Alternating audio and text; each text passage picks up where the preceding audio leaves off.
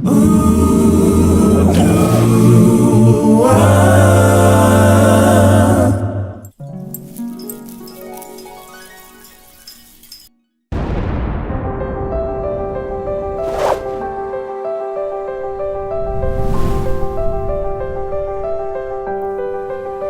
day, the news is full of the indications of a terrible conflict in the near future. Bold robbery is a frequent occurrence. Thefts and murders are committed in every conceivable way. Men take the lives of innocent men, women, and little children. Immorality is glorified, and every species of evil prevails. Even justice is perverted for selfish gain or prejudice. By oppression and extortion, men pile up colossal fortunes. In cities, there are multitudes living in poverty, nearly destitute of food and shelter, while in the same city, there are those who have more than the heart could wish. Luxurious houses, richly furnished houses, spending money on personal adornment, or worse still, upon the gratification of habits that destroy the power of the brain, unbalance the mind, and destroy the soul. Few, even among educators and politicians, comprehend the causes that underlie the present state of society. But the Bible makes very clear the root of all these problems is one word: sin. Sin, by definition, is the transgression or rebellion against God's law. God's law is love your Creator, which makes Him your God, with all your heart, and love your neighbor just as much as you love yourself.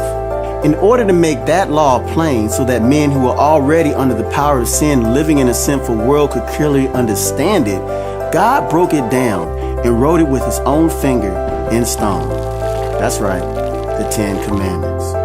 You know, thou shalt not commit adultery, not steal, nor bear false witness, or covet or desire anything that belongs to someone else.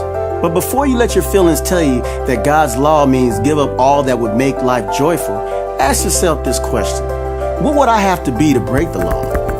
To take an innocent man's life or my own? Secretly or openly be with another man's wife or another woman's husband? Take what someone else has worked for, or deceive someone into making a decision that they would not have made had they known the truth, so I can get what I want? Or to wish that circumstances were of such that I could have someone else's wife, house, or car? And let's not leave out to refuse to show love or appreciation for my father and mother who took care of me through sacrifice when I couldn't take care of myself. What would I have to be? We all know it's one word: selfish.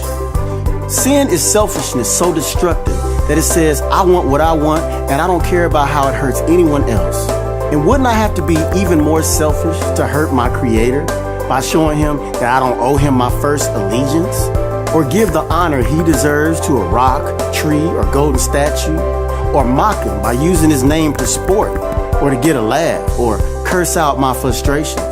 And even to refuse to remember the one holiday that says He created our world by His power exactly the way He said He did.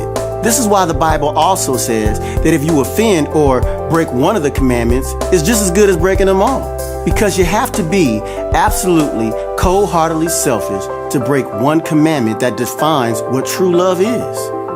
And love is the character and government of God. Remember, God is for you.